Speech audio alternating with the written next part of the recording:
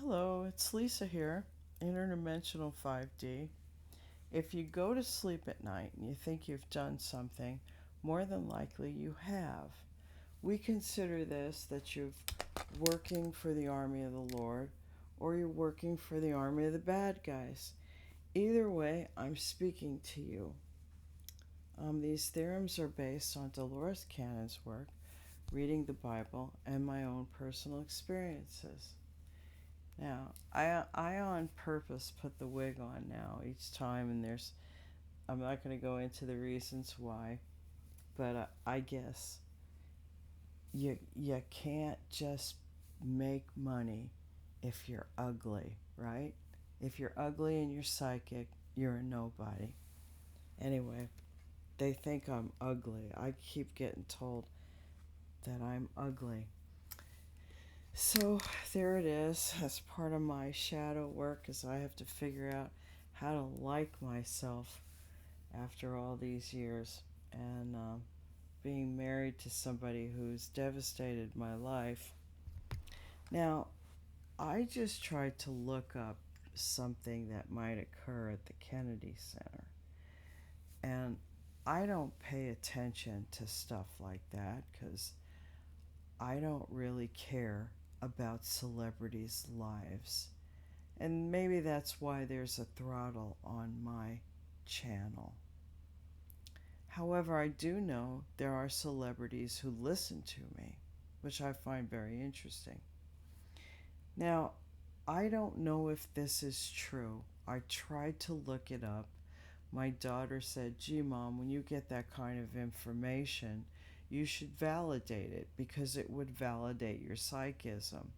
But I can only hope that my spirit team is not leading me astray, and this is true.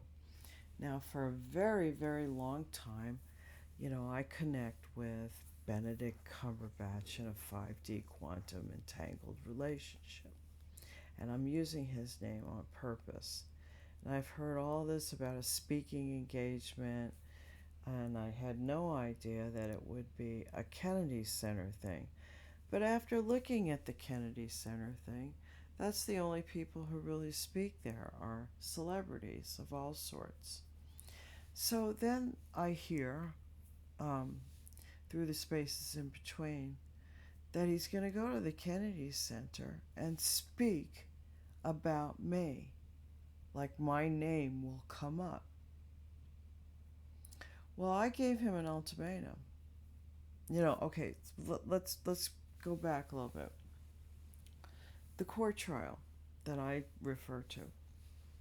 His wife, Sophie Hunter, paid for my ex-husband to be seduced by a woman named Karina Rivas, who was an illegal Mexican alien, okay? And she stole my identity, as well as a bunch of other people did. I don't know if my ex made a lot of money selling my identity or what. I will find out, hopefully, at some point. Anyway, I hear the court trial and my psychism, and I've been severely tortured in a lot of ways, specifically as a science project, as it were. And Benedict Cumberbatch is one of these people who has unusual connections in other countries, and he is never going to be in need of pentacles. Well, I looked up it, and he's due to receive 37 to $42,000 just for speaking one night. Now, if he uses my name, and he knows I'm in an extremely bereft situation, facing homelessness, I wonder why he wouldn't offer to give me some money for that or ask my permission. I'm really interested in that. But I've also heard, I think I heard, was it that guy talking about it? Was it David Jennings? There's a man named David Jennings out there who I think is going to stand up and say, "Why isn't Lisa Pacini here talking for herself?" And thank you. And I think there's a bunch of other people, big name people, who are going to do that as well. So I kind of made Ben an ultimatum. If you go to the Kennedy Center and talk about me without me being there, I think people are going to make you look foolish. Okay? And my spirit team will be there, and probably something very bizarre might happen. After all, he doesn't need $32,000 or $47,000, but I sure could use it. I could use that a lot. And there's been a whole bunch of people, they come, and this is something, if you are enlightened enough to be in the 5D and play around in that dreamtime space, and they see your light and they see you're creative, and especially if you're somebody who doesn't have a lot, they'll steal from you. They'll steal your ideas, they'll look in your books, and they'll go through your life, and they'll use it for themselves, especially musicians. Not all musicians, okay, and not all actors are like that. But there's a bunch of them who are just not very nice people, as it were. So I bought that. I'm still looking for the love of my life, as the lovers in kitty cat form. Anyway, that's all I want to say about that. I think my spirit team tells me this stuff, because if it is true, or maybe it's like a week or two away, or it's coming up. They tell me it's tomorrow night. I don't know if that's true. Okay, but I'm saying he's got an engagement to speak somewhere, and he's going to speak about me, and he hasn't offered me any dollars for it. So therefore, I'm using his name. Let's see. You're welcome to sue me, Ben. Anyway, a message had come through from Spirit about I'm supposed to give them something they can work with. And I'm not exactly sure. Something to do with the past. So I'm going to share some past things with you. Now, this is something I've probably read out to you guys, but I'll read it again. It's about transcendent function. Transcendent function. The ability to hold tension without breaking. To see truth without becoming bitter. To see, I think it's truth without reaction. Individuation. Individuation stops being reactive and becomes strategic. Within every wound lies the seed of transcendence. And I thought those were good words. Now, I'm going to share this with you. It's my little catechism book when I was a little girl. I grew up a Catholic, so I think this whole experience for me, what you're seeing right now, people, is real shadow work. This is how it looks like. It's not always pretty. Some of the most profoundest people go through some of the darkest things. And I'm hoping that's how it is for me. That I will come out on the other side in a much better place. At least that's my prayer, and that's my hope.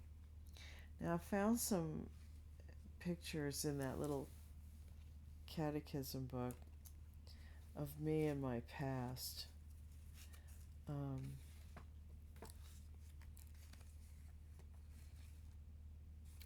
This is me. All right, this is me. That's my very first boyfriend, Tom.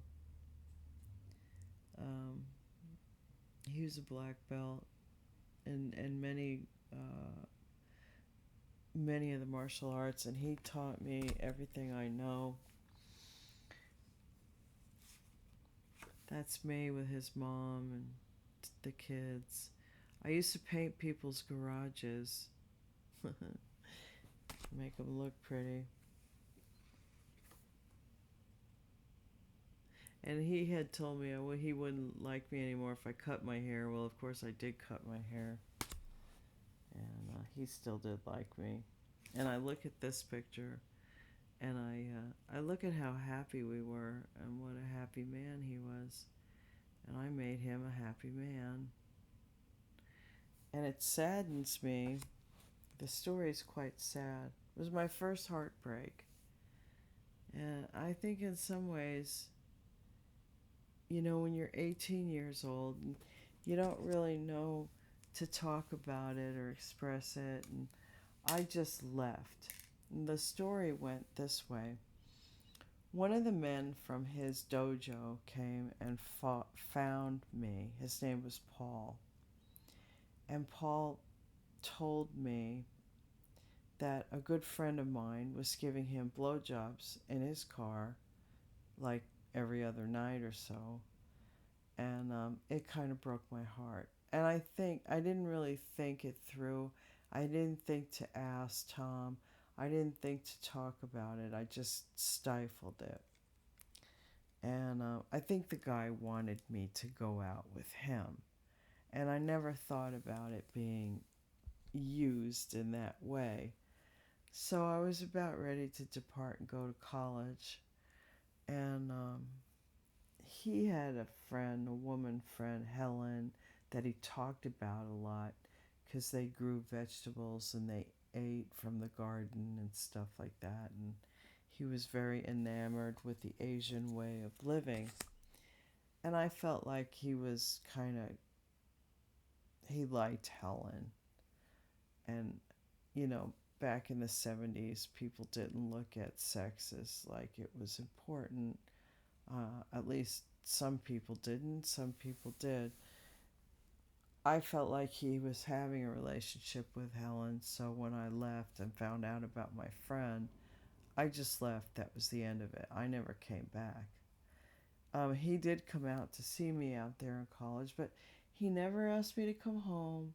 I don't have a love letter from this guy. And that friend who did the blowjobs once said to me, he never married. He didn't get married till after you got married. He was waiting for you. I said, well, he never reached out. He never spoke to me. I said, I don't even have a love letter from that guy. Why would I have come back? He had Helen. So I left it be. But when I look at those pictures, I realize, we were very close and lovey-dovey with each other. And I often wonder if I had gone back, would things have been grossly different? And then you think about the heartbreak. I stifled it and didn't work it through.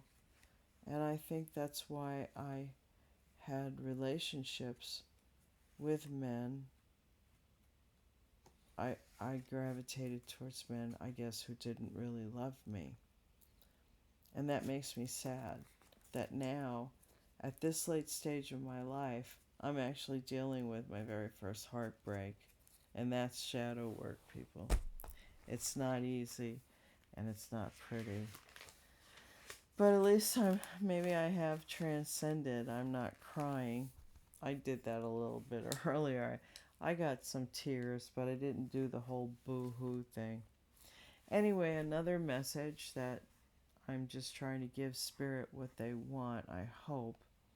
I found this. I'm going through stuff, and it's a book of stuff I write down, and I think I'm going to burn it. But I thought I'd read this part out.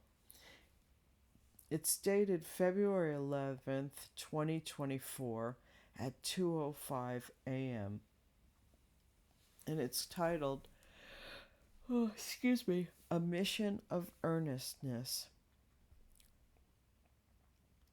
How can we begin and accomplish a mission of great earnestness if everyone is in fear and darkness, dissuaded against the light by ordinary devices and means? How can we begin to approach humanity when doubts, fears, mistrusts, and broken promises are the service of the day? The years and years of darkness we wish to abolish, end and make a thing of the past, to restore hope and prosperity for all, for the spark of divine to infest every mind and heart. How do we begin that mission? How are you called? Each and every day is a new day, a new beginning. What once was no longer has to be. Yet each will have to play their part in changing beliefs, being open, ever aware of the misuse of reality and time. Where do we begin? How will you use your abilities, accomplishments, or powers to alter this timeline, this reality? What will you invest? What will you invest your time in? Everyone, both great and small, who is tired of the vast progress being made toward making it hard for all to live in abundance, this needs to end, be abolished. That can change only when a vast majority call out to what is unseen, to ask, to believe. A call so great needs to be heard before it can be answered. Numbers grow of people against the abuse of power and authority. Who should have authority? Should age be a factor? Perhaps the young should be given the chance. A young person called out, that Swedish girl. She was heard and given baseless accolades for a short moment. Then it all went back as before. Who will you listen to? Not the youth, not the old, not this old lady. Here is a creative elder speaking our words. Who else is listening? Who will you trust? Only the painted? Only the handsome? Only the good looking? Only the moneyed? Only those who are studied and slick in their appearance and creative approach? I suppose only time will tell truth from calculated success. When will the shift occur? When many are aware enough to see we are all made of the same stuff. If you work against one, you work against yourself, Benedict. If you love from baselessness, then your love becomes worthless and adds unending karma for you to work off and waste time with. How many endeavors are just for accruing wealth? In those endeavors, is there any aspect of upliftment to others, to bless those you've never met? We are here, yet as above, so below. Your confusion, chaos, lies, shallow thinking confuse us and dissuade us as to how to proceed. This is a request from above to hear your requests in prayer form. How should we proceed? What does humanity need to alter it all? So this is an earnest request for each and every person to go within and tell us, how should we proceed? We listen to all, the enlightened and the unenlightened, those who have started and those who've had years of associations with us, as well as those who only believe in, I believe in only myself. We listen to all. This is an earnest request.